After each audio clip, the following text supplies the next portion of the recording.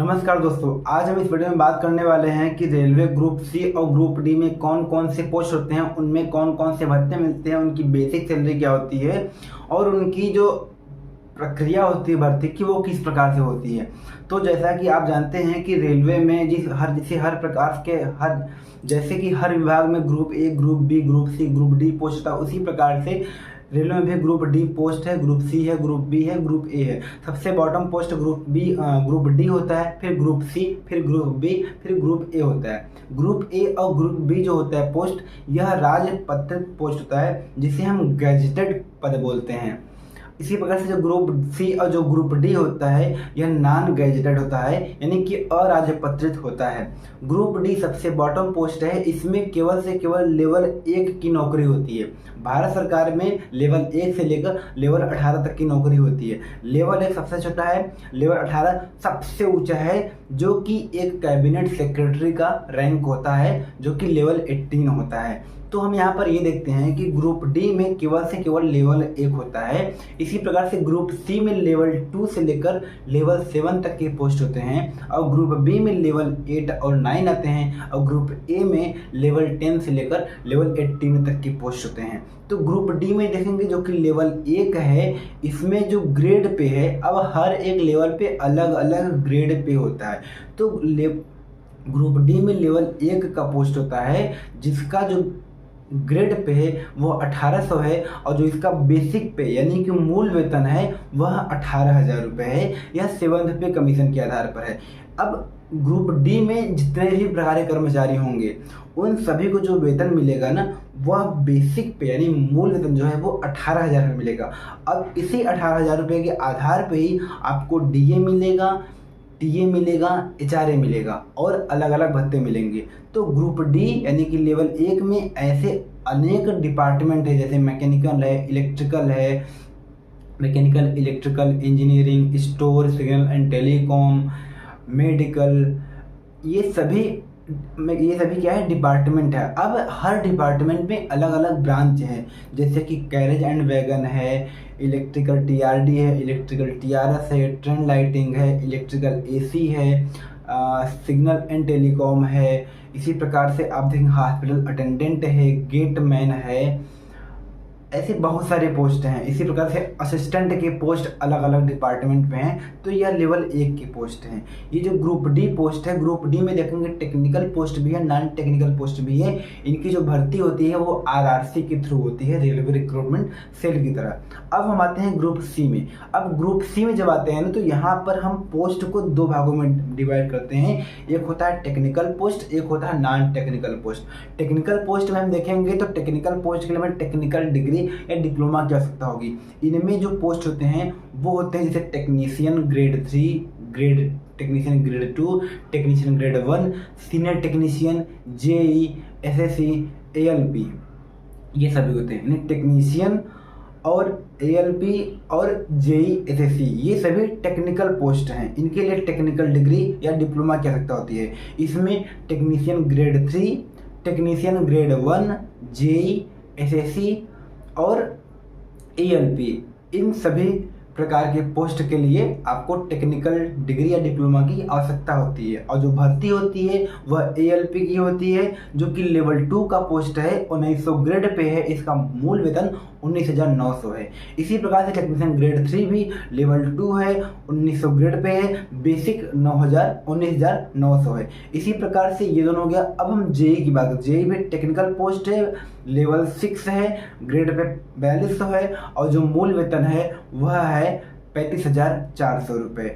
इसी प्रकार से ये हो गया टेक्निकल, जिनकी भर्ती अलग से होती है। जेई की अलग आती है, टेक्नीशियन की अलग आती है, और तो और एएलपी की अलग होती है। इन सभी की जो रिक्रूटमेंट होती है वो आरआरबी के थ्रू होता है। ठीक है, ये हो गया टेक्निकल पोस्ट।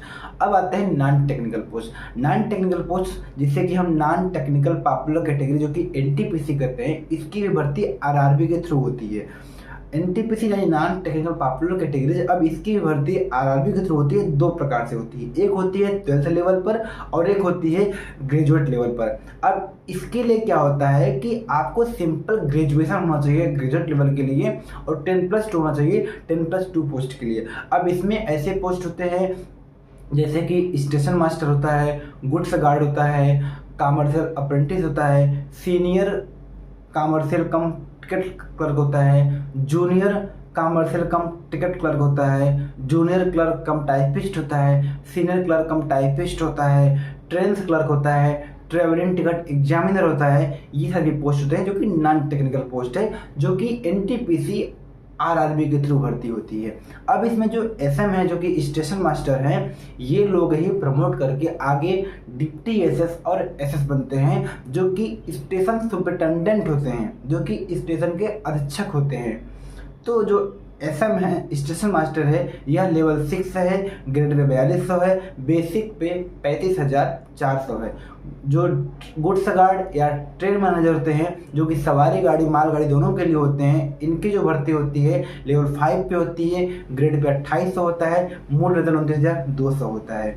इसी प्रकार से सीनियर क्लर्क कम टाइपिस्ट होता है, यह भी लेवल 5 ग्रेड पे 2800 का पोस्ट है। और फिर देखेंगे जो ट्रेन्स क्लर्क होते हैं, यह लेवल 1900 है, लेवल 2 है, ग्रेड पे 1900 है, मूल वेतन 19,900 है।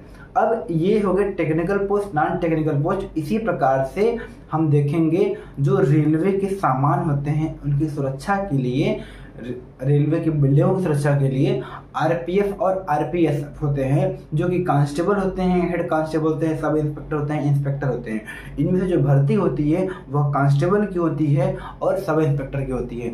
ये दोनों भर्ती आरआरबी के थ्रू होती है। जो कांस्टेबल है वह लेवल 3 का पोस्ट है, ग्रेड पे 2000 है, बेसिक पे 21,700 है। इसी प्रकार से जो सब इंस्पेक्टर होते हैं वह लेवल 6 है, ग्रेड पे 4200 है, बेसिक पे 35,400 है।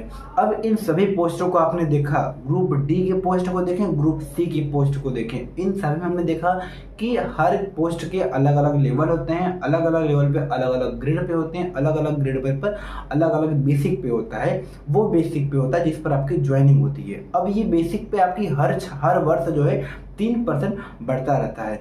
यही बेसिक पे, इसी बेसिक पे पर आपको डीए मिलता है और आपके लेवल के आधार पे आपको एचआरए मिलता है, टीए मिलता है। एचआरए और टीए जो होता है वह शहर के आधार पे डिपेंड करता है, और जो डीए होता है आप पूरे भारत में कहीं भी आप ड्यूटी करते हैं आपको डीए सेम मिलेगा। चाहे छोटे से छोटे गांव में आप ड्यूटी कर रहे हैं, चाहे बड़े से बड़े शहर में ड्यूटी कर रहे हैं, अगर इस समय 60% डीए है तो आपकी बेसिक का 60% डीए मिलेगा।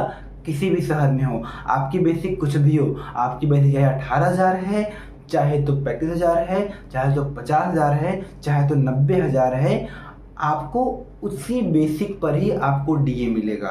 और एचआरए जो होता है class X, class Y, class Z city के आधार पे आपको क्रमशः इस समय के आधार पे 30%, 20% और 10% अभी मिल रहा है। जैसे कि कानपुर जैसा शहर जो कि क्लास वाई सिटी में आता है, आपकी बेसिक का 20% अभी मिल रहा है। इसी प्रकार से ट्रांसपोर्ट अलाउंस मिलता है, जो कि आपको ड्यूटी से आपका जो रूम होता है, रूम से ड्यूटी, इस यहाँ से आने जाने के लिए आपको अफोर्डेबल, मतलब इस प्रकार से आपको टीए दिया जाता है। तो इस प्रकार से आपने देखा कि ग्रुप सी और ग्रुप डी में कौन कौन से पोस्ट होते हैं, क्या बेसिक है, डीए कितना मिलता है, किस आधार पर मिलता है, और भर्ती कैसे किस प्रकार से होती है। तो जैसा भी आपको वीडियो लगा आप कमेंट में ज़रूर बताइएगा।